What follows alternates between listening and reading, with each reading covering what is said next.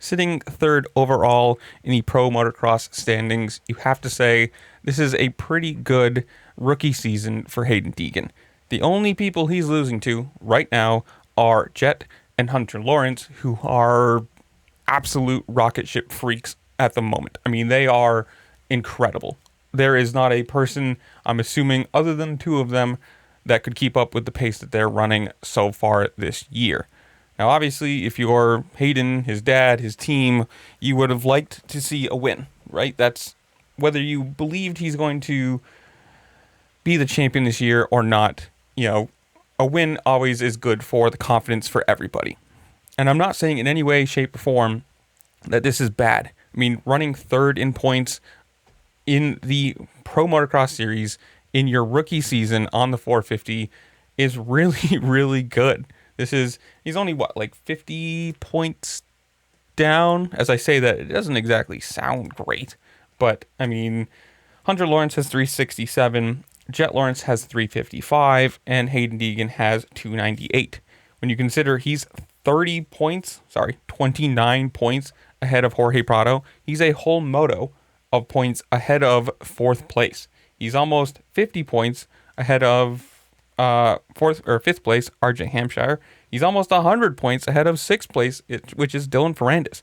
The only people he's losing to right now are Hunter and Jet, who have been absolute incredible riders this year. Now, Brian Deegan, who obviously is heavily involved in his son's career and the team, says, quote, about his 450 rookie year, quote, as an athlete, you can only take on so much information. It's just what it is. At some point, you get hammered from all directions. You have no idea how many people call us during the week with their idea of what he needs to do to win. It's literally dozens of people a week, which I respect because everyone wants to see the young American on top. Trust me, so do we.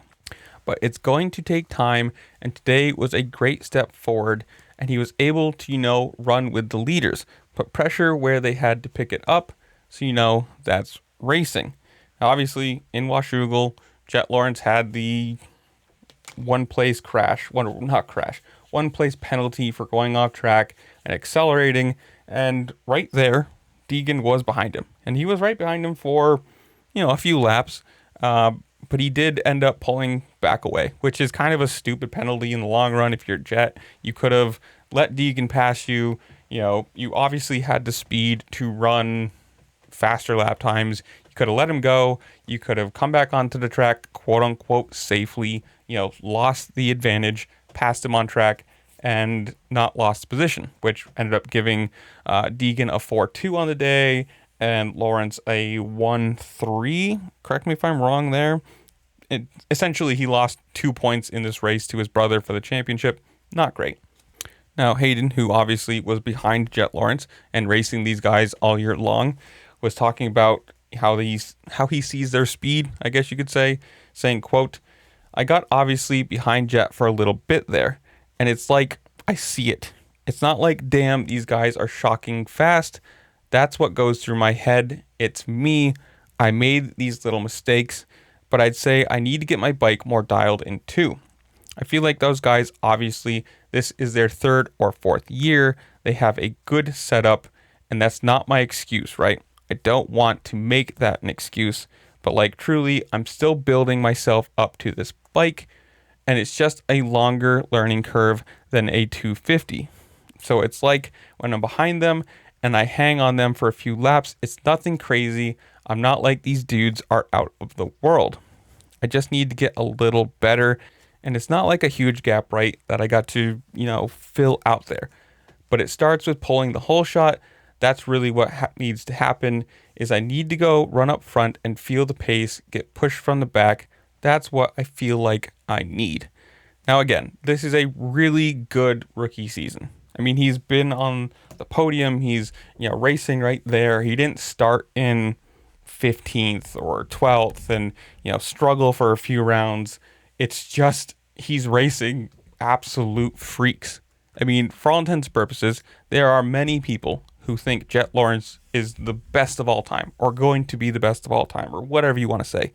And at the moment, he's the absolute pinnacle on a 450. I mean, he's proved it in Supercross, Motocross, MX of Nations, OzX, whatever. He's proved that he is, if not the best ever, he is the best at the moment. He is the measuring stick.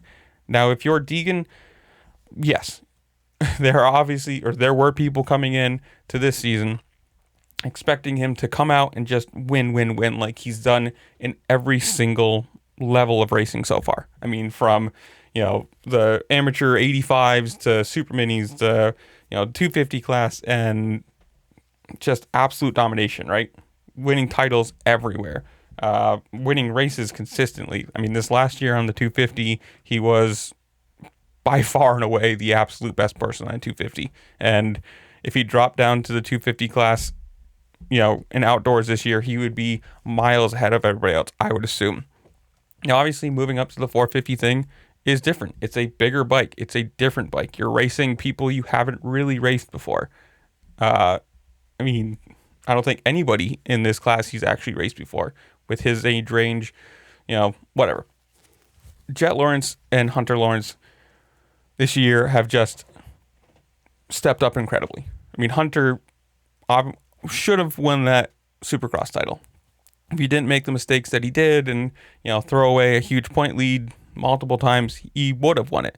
So he's taken that step forward in Supercross.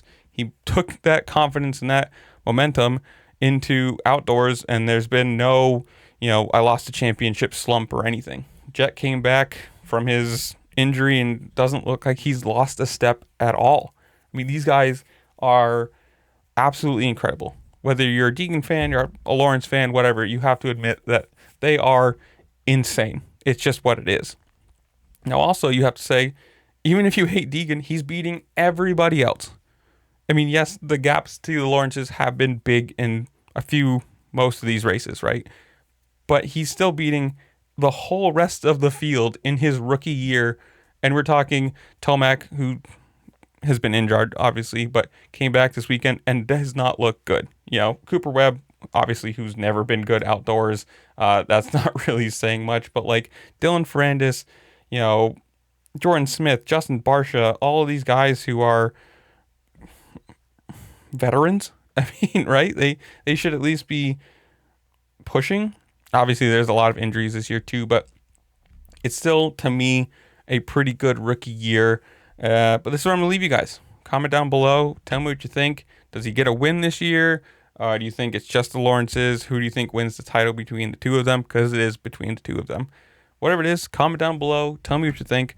While you're down there, make sure to like, share, subscribe. Do all the fun things that this platform allows you to do, because it does really help me out. I do very much appreciate it. And with that, I'll see you later. Peace.